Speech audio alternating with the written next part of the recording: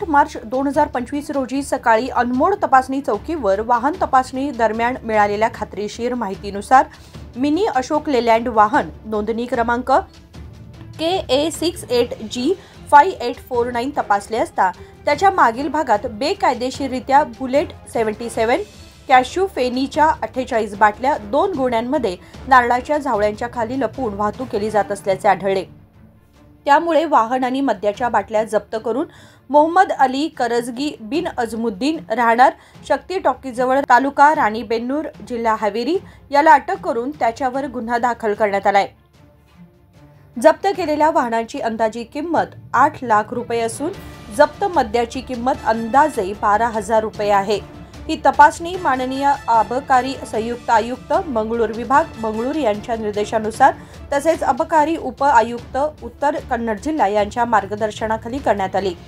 ही कारवाई TB मल्लन्नावर यांच्या नेतृत्वाखाली करण्यात आली असून गुन्हा दाखल करण्यात आलाय।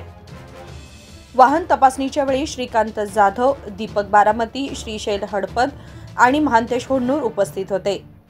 निखिल असुकर, KMM मराठी, रामनगर।